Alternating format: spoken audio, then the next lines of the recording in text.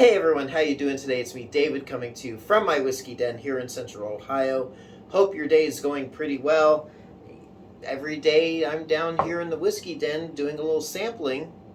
It's a pretty good day. So, wanted to share with you 10 bourbon selections. I think they're down on this little table next to me, so that's why I'm looking down. I believe they're all bourbons. These are ones, I'm going to just say, are flying under the radar, or ones you may overlook.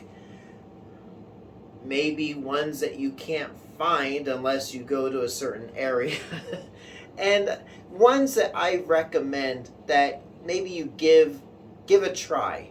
Or, yeah, they're ones that I enjoy that I think you would also enjoy. But they're not coming from, some of them are, but they're not major. They're ones that, how do I say this? These get overlooked in favor of other names. And I'll kind of explain as I go along. So let's start out with what I'm actually enjoying right now. Because I enjoy this once in a while. Oh, it's like a nice sweet popcorny bourbon. Puncher's Chance, 90 proof. I think this runs around $30. And it's one that I bought a year and a half ago on our trip out west. Saw it at the Bevmo in Chico. I've said this in other videos. They were running a sale. Buy a bourbon, get one. Anything in this sale of any spirit, buy one, get one for a nickel. I was like, I've never seen it. I've never heard of it.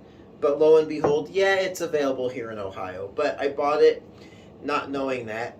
And I thought, I do buy stuff based on the bottle and the label. And it's a cool bottle, interesting label. I really like it. It's sweet up front. It's just a really pleasant tasting bourbon. And if you're looking for something pleasant to sip on, for, again, 90 proof, $30, Puncher's Chance, a really nice bourbon. And these are all bourbons I've opened and reviewed here on the channel. So there you go. Next one, flying under the radar, which I do enjoy this. Isaac Bowman Port Barrel Finished Bourbon. It's 92 proof. I got this as a gift from a friend of mine last summer. Yeah, I haven't hit it too much. I kind of save it for special occasions. I think, just like the Puncher's Chance, it's around that $30 mark. Maybe $35. It's just starting to come into Ohio. I'm starting to see it here. It's out of the Bowman Brothers distillery in Virginia. Rumor has it the distillate is produced by Buffalo Trace. But it's a really nice, elegant, really, really nice bourbon finished in port barrels, port barrels, yeah. So it's nice, again, elegant sipping bourbon. Something I'll pair with. I might have it with our steak tonight. I'm gonna do some ribeyes, pan fried. Might just have a pour of that with it. Isaac Bowman.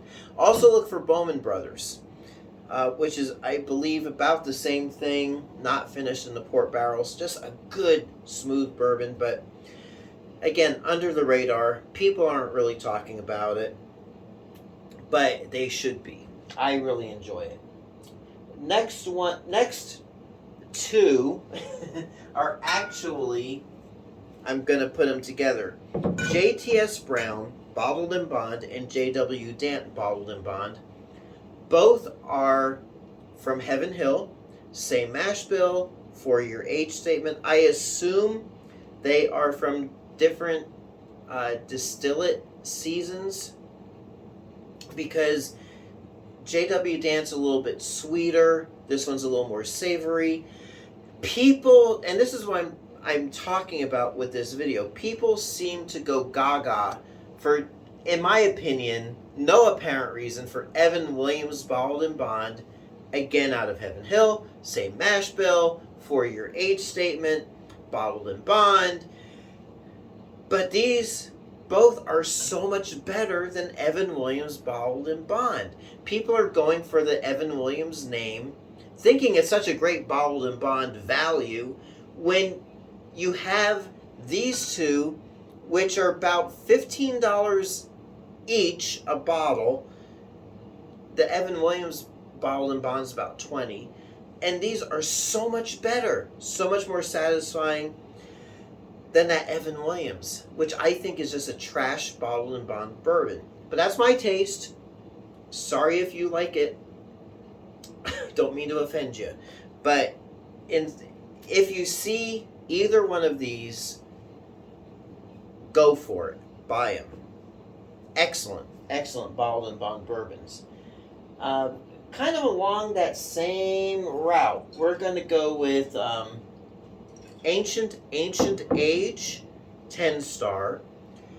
This is a minimum 3-year age statement. This is the same Buffalo Trace mash bill number 2, high rye mash bill, as, well, Ancient Age, and Blanton's, the Blanton's line. Blanton's Gold, Blanton's Single Barrel. Well, no, it is a single barrel. There's like another one, I think. But this is kind of Blanton's Junior. This is $15 for a 1-liter bottle. 90 proof. Blanton's is 94 proof. This is a blend of barrels. Blanton's is a single barrel. This tastes to me slightly more harsh, a little more harsh than Blanton's. Blanton's is just a little smoother. But if you can't find Blanton's and you want to know what it tastes like, this just sails under the radar. I had a friend of mine about a year and a half ago, maybe 2 years ago. He's like, oh yeah, you know, the liquor store here in town has Ancient Age. I'm like, okay, I don't know what that is. But, you know, I got a bottle and I really liked it. And instead of breaking open the Blanton's, I'll go for this. I like it so much. I found a second bottle that I have here in the bar. Even though I've got 2.5 bottles of Blanton's, I'll go for this because it's similar flavor profile. If I put this in a Blanton's bottle, I don't think anyone would be able to tell the difference. Because as a single barrel, those single barrels kind of change flavors here and there. I better stop talking because I got 5 more bottles here.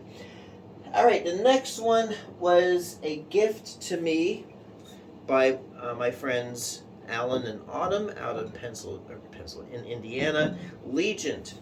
This is out of Beam Suntory, and it's a collaboration between Beam and Suntory. It is basically 5-year Jim Beam, and some of the barrels were aged in different barrels and blended back with straight bourbon. Really, a really understated bourbon selection. I really like this bourbon, and it seems again to sail under the radar. People seem to want to go for, you know, Knob Creek and the different Jim Beam expressions and kind of overlook this because they don't seem to realize it's a really good, elegant bourbon. So there you go. I think it's around 40, 45. Again, it was a gift. I think it's around the $45 mark. But really a good, understated, overlooked bourbon to have. I recommend it. The next one Now we're getting to, in my opinion, a little bit more on the obscure side. Blue Note Juke Joint Whiskey. This is the 93 proof. It's unfiltered, out of Memphis, Tennessee. Really a good bourbon.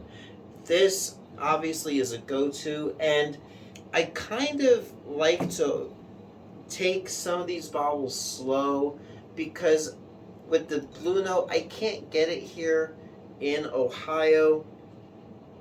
So I like to just savor the bottle. I really like this bourbon. It's very good, very elegant, very tasty, and the label's really nice. Juke Joint Whiskey, and I think this is again around $30. I got it down in Tennessee, and we got to go on a bourbon shopping trip, because you may not realize it, but the whiskey den's getting a little lean these days. So there you go. Now we're going into Fallon, Nevada, Frey Ranch. I better start putting these over here. This is actually right now my go-to bourbon. I really like this bourbon. It's around $50. To me it tastes like the Old West. It's an elegant, I believe it's a wheated, or is it a 4-grain? I believe it's a 4-grain bourbon. Yeah, corn, wheat, winter rye, and 2-row barley. A 4-grain bourbon. In my opinion, I really love a good wheated bourbon, but a really good 4-grain bourbon is outstanding. And this Frey Ranch is an outstanding bourbon. I don't know. I really like it. It's going to be a tussle between Isaac Bowman and this to go with dinner. But this is actually right now my go-to. I really enjoy it. Leaves 2 more here, which I'm going to just do my honorable mention of Johnny Drum. It is, so far, my favorite bourbon. I think it's tied now with the Frey Ranch. But Johnny Drum out of Willett, understated, underrated. It seems to be overlooked. People seem to go for some of the other Willett bourbons over Johnny Drum, but I'm telling you, man, Johnny Drum, private stock, 101 proof, it's around $40. This is a last-minute addition to my list. I don't know why. But, yeah, Johnny Drum. If you see this, snag it. For $40, you can't lose. You'll either love it or you'll like it. I don't think you'll dislike it. That leaves me with 2 that are from micro distilleries that are very, I would say, limited in their distribution, which we can't get here in Ohio. M.B. Roland is one of my favorites. This is, well, actually, I'll show you the other one, is, because I gotta say the same thing about both of them. OCD number 5 out of Glens Creek. I will also add, it's not here, I haven't tried it here on the channel, I tried it at the distillery, their sweet wheated bourbon from Glens Creek. If you see them, snag them. You might spend a little bit on them. I'm a believer and proponent in these micro distilleries, and these not only sail under the radar, you probably never heard of them. So take it from me, if you want bourbon the way bourbon is supposed to be, traditional, and they're not hyped up because you probably never heard of them, you snag either one of those and you will not be sorry. I love, this OCD is one of my top bourbon selections at this point. I rank it with, better. I actually like it better than Johnny Drum.